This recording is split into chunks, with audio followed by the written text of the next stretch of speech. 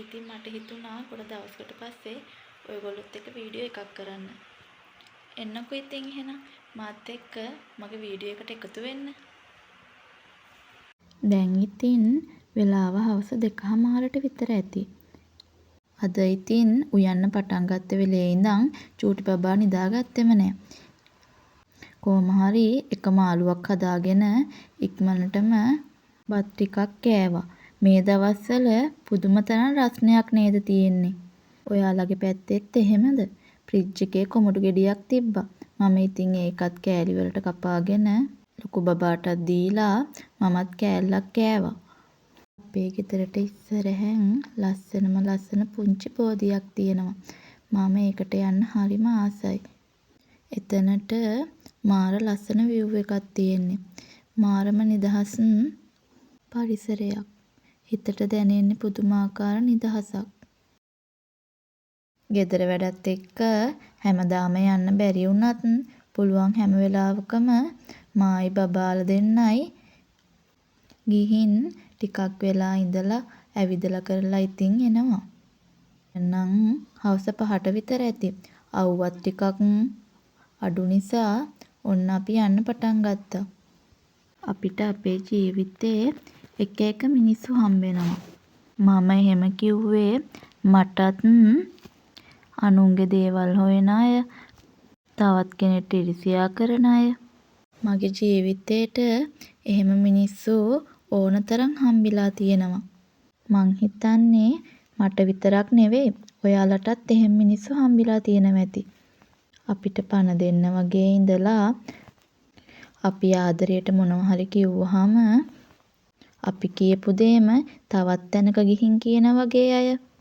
ඇත්තමයි මම නම් දැන් ඒ වගේ අයගෙන් ගොඩක් ඈත් වෙලා ඉන්නේ.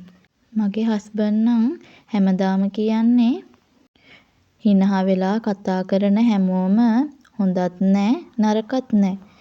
හැබැයි විශ්වාස කරලා කිසිම දෙයක් කියන්න යන්න එපා කියලා. ඔයා හිනහා වෙලා කතා කරලා හැමෝම එක්ක ඉන්න. හැබැයි ඔයාගේ ලිමිට් එක දැනගෙන ජීවත් වෙන්න. මට නම් ඉතින් දැන් මගේ ජීවිතේ අංක 1 මගේ පවුල තමයි. මට ඕනි මගේ බබාලා දෙන්නයි හස්බන්ඩ්ුයි එක්ක සතුටින් ජීවිතේ ගෙවන්න. මට තියෙන එකම ශක්තිය තමයි මගේ බබාලා දෙන්නයි මගේ හස්බන්ඩ්ුයි. මාව වටන්න පුළුවන් නම් ඒ වටන්න පුළුවන් එකම හේතුව තමයි මගේ හස්බන්ඩ්. මම එහෙම කිව්වේ ඇයි දන්නවද? කොච්චර ශක්තිමත් අම්මා කෙනෙක් වුණත් මට නම් තේරෙන්නේ නෑ මගේ හස්බන්ඩ් නැතුව ජීවත් වෙන්න. මම නම් හැමදාම ප්‍රාර්ථනා කරන්නේ මටත් වඩා කල් එයා ජීවත් වෙන්න ඕනි කියලා. බෝධි ගිහින් ඇවිල්ලා රසම රස කිරි තේහෙකුත් හදාගෙන බිව්වා. දැන් ඉතින් චූටි පැටව දෙන්නත් එක්ක ටිකක් සෙල්ලම් කරලා මම ගිහිල්ලා රෑට උයන්න ඕනි. ඉක්මනට ඉතින් බත් එකත් උයාගෙන මාළු මිරිස් පිරුමක් හදලා මාළුත් බෙදලා පොල් සම්බෝලකුත් හදාගත්තා. ඒකත් මාරම රසට තිබ්බා. දැන් ඉතින් වෙලාව 8:00ට විතර ඇති. මම ඉතින් බත් ටිකකුත් කෑවා. මේ වෙලාවේ නම් චූටි පැටව දෙන්න හොඳටම නිදි ඉතින්.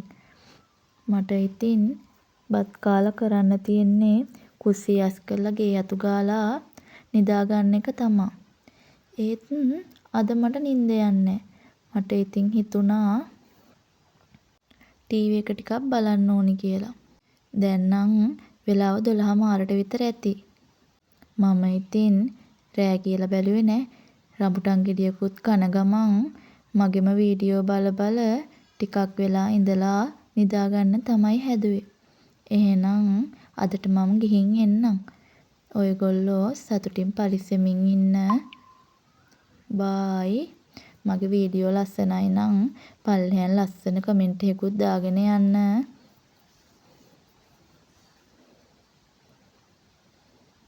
ඔයාලා හැමෝටම මං ගොඩක් ආදරේ. තෙරුවන් සරණයි.